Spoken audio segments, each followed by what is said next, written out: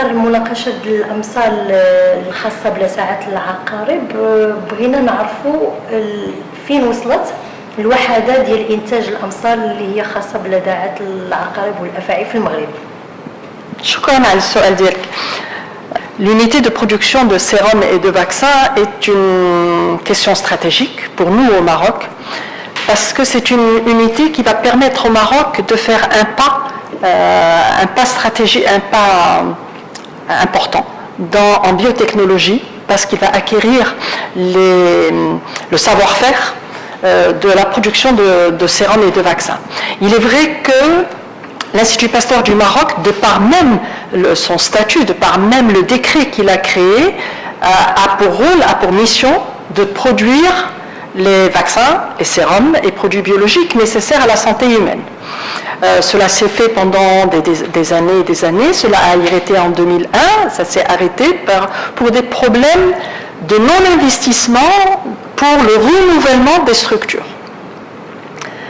En 2015, nous avons proposé au conseil d'administration, à monsieur le ministre de la Santé qui présidait le conseil d'administration, nous lui avions proposé comme action de remettre en place l'unité de production de sérum et de vaccins. Et cela a été donné, une des résolutions du conseil d'administration était justement de faire un business plan, de faire une étude de faisabilité de l'unité de production. En 2016, nous avons réussi à convaincre le ministère de la Santé, le ministère des Finances, à budgétiser, à financer cette étude. Et donc, nous avons les termes de référence qui ont été élaborés et l'étude a été lancée. Et nous sommes actuellement à la fin de l'étude.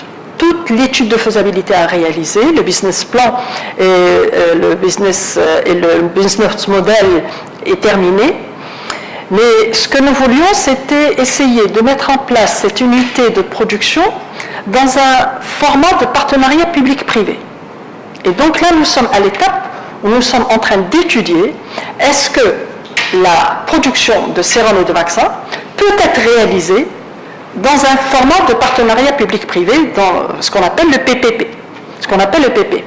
Nous venons d'avoir eu une réunion vendredi avec le ministère de l'Industrie, nous avons proposé le modèle et nous sommes en train de voir est-ce que c'est quelque chose qui sera réalisé uniquement par des actionnaires, par une unité qui sera dédiée à cela, où l'État sera actionnaire majoritaire, ou ce sera fait dans un cadre de partenariat public-privé. Mais c'est quelque chose qui est très bien avancé.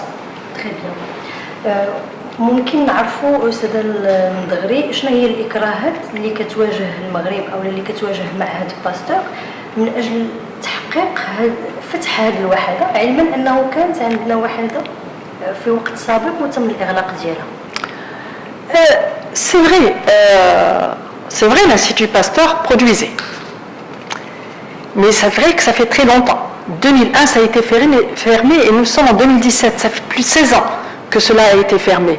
Et ça a été fermé parce que justement cette unité était arrivée à sa fin, il fallait renouveler. Et puis actuellement, on sait que la production de vaccins obéit à ce qu'on appelle des normes très strictes, de ce qu'on appelle les bonnes pratiques de fabrication, les bonnes pratiques de distribution, et cela coûte cher. Mettre en place. Si vous avez un ordre d'idée, pour mettre en place cette unité de production, cela nécessite un investissement de 300 millions de dirhams, ce qui n'est pas rien. Donc trouver une enveloppe pareille n'est pas rien. Donc le plus dur sera, une fois qu'on aura fait l'étude de partenariat public-privé et qu'on aura décidé comment elle sera montée, c'est de convaincre des bailleurs de fonds d'investir dans ce genre de projet. Je suis extrêmement confiante parce que je sais que notre ministre est convaincu de ce projet, beaucoup de membres, puisque le comité de pilotage de ce projet est constitué par l'ensemble des directions du ministère de la Santé, plus le ministère des Finances avec la direction du budget et la direction des établissements publics et du partenariat public-privé. Donc, je pense que le gouvernement est convaincu. Maintenant, il faut absolument réussir et relever ce défi, parce que pour nous, ce n'est pas juste un investissement en argent, c'est un investissement technique, scientifique. Ce n'est pas juste un projet qui va donner de la main-d'œuvre, mais il va faire venir la diaspora scientifique à travers le monde qui va venir travailler ici parce que cela nécessite des ingénieurs de production, cela nécessite des pharmaciens industriels, cela nécessite de mettre en place de la biotechnologie.